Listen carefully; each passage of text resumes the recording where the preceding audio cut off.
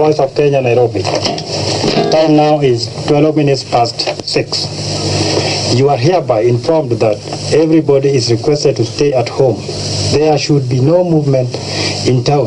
The government has now been taken over by the military until further notice. There should be no movement of persons or vehicles from one place to another. The police should now assume their role of civilian until further notice.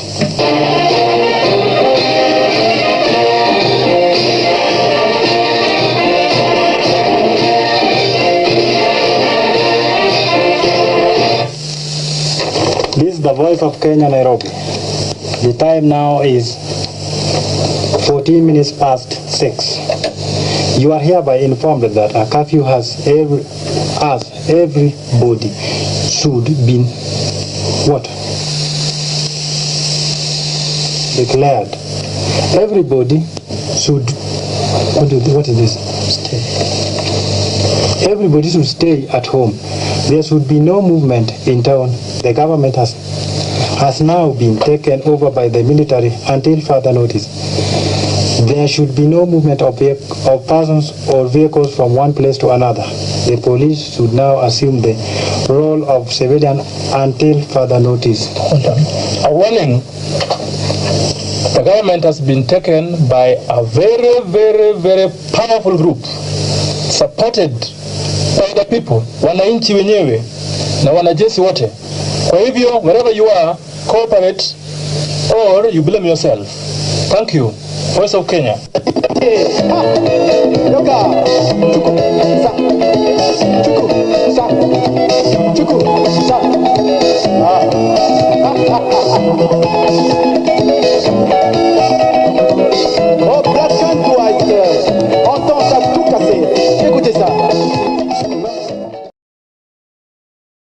My dear countrymen, here is an announcement. It is with the greatest pleasure that I announce to you today the overthrow of the corrupt regime of Daniel Toroitich arap Moi by the patriotic forces of our country. As I speak to you now, our country is fully and firmly under the control of our armed forces. Every care has been taken to make the revolution as bloodless as possible. Fellow Kenyans, over the past few years, this country has been shedding from an open to a closed, dictatorial and inhuman society. The fundamental principles for which many of our people sacrificed their lives during the heroic struggle for independence have been compromised in the interest of a few greedy and irresponsible bandits. Over the past 6 months, we have witnessed with disgust the imposition of a de jure one-party system without the people's consent, arbitrary arrest and detention of innocent citizens, censorship of the press, intimidation of individuals, and general violation of fundamental human rights. This ruthless oppression and repression is reminiscent of the past colonial days which Kenyans thought were buried at independence. A gang of local tyrants has emerged whose only function is to terrorize and intimidate with senseless warnings. Rampant corruption, tribalism, nepotism has made life almost intolerable in our society. The economy of this country is in shambles due to corruption and mismanagement. The cost of living in Kenya today is among the highest in the world. Wananchi can no longer afford to meet the basic requirements of life due to exorbitant prices of the basic necessities such as food, housing rent, transport. Above that, Kenyans are among the highest taxed people in the world today. Wananchi, under these circumstances, our armed forces have headed the people's call to liberate our country once again from the forces of oppression and exploitation in order to restore liberty, dignity, and social justice to the people. In doing this, we have proved to the rest of the world that no individual or group of people can permanently subjugate or take away the freedom which our fathers and grandfathers so gallantly fought to bring to this country. Like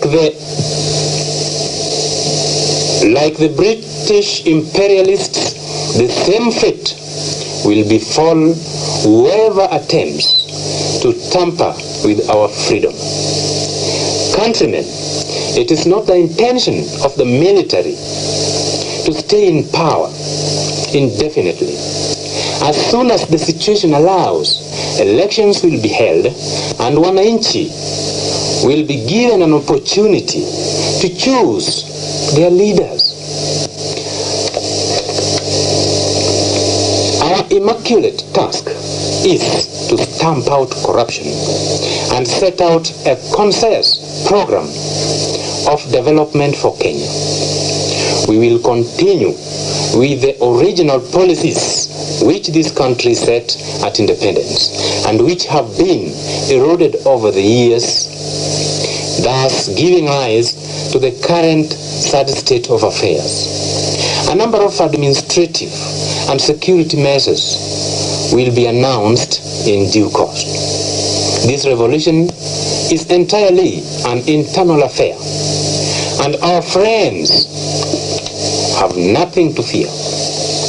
We will strengthen relations with our neighboring countries and we will continue to champion the policy of non-alignment and non-interference in the internal affairs of other countries. As for now, the Constitution has been suspended and a National Liberation Council has been set up to preside over the affairs of the government and state. All the detainees and political prisoners are released forthwith with immediate effect. Long live Kenya. Long live the People's Redemption Council. Thank you very much.